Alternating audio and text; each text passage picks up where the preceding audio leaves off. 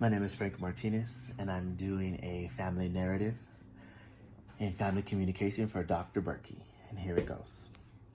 In the first place, I was sitting at a table with Frances, my mother, watching her play bingo at a local business in the city of Roswell, New Mexico.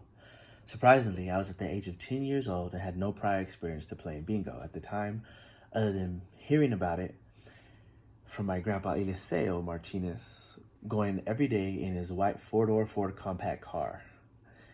By the same token, my grandpa's car would have assorted colors of trolls with long hair and assorted colors of dabbers to use on the black and white papers with numbers formulated in squares under the word bingo on them with dabbed colors on the numbers, but some of them had no markings on them. In this situation, the only thing that I could do is be curious to what was being done with these cards. But as a kid, I didn't know anything other than that they were meant to be used for fun and amusement. Eventually, I was able to get to know about the game of bingo because I would ask questions that I could not answer on my own, and occasionally I would accompany my mother on these bingo nights to gain more experience and knowledge on how to play bingo by watching her, my grandpa, and other people in the community play with these cards.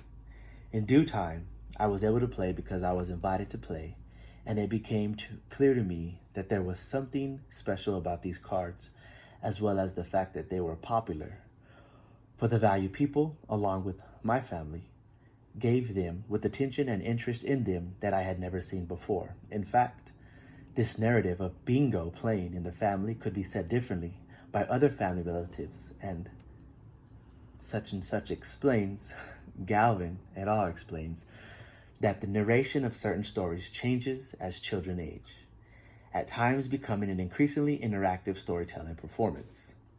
To be said differently, my story was not only a story lived through my eyes, but also a way of value being shared between me, my family, and even people in the community as well.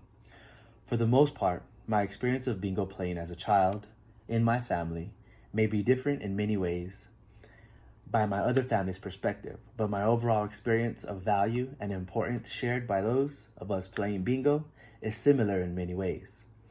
Prior to my first time playing bingo, I was not aware of the psychology of money and how the value of money is determined by a person's ability to spend it and use it wisely.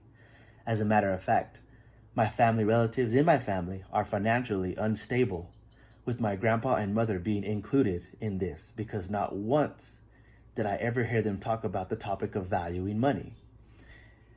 But my brother did when I was folding $125 in my pocket to take to school the day after winning bingo for the first time.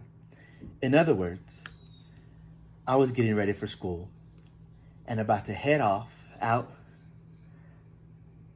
to school, but my brother, who at the time was 14, stopped me and offered to iron each dollar.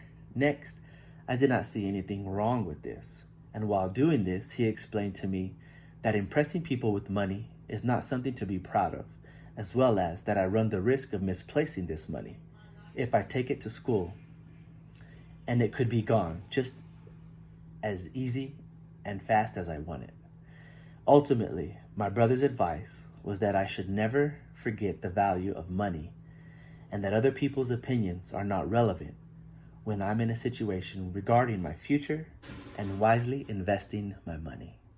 Thank you for listening. Frank Martinez. Peace.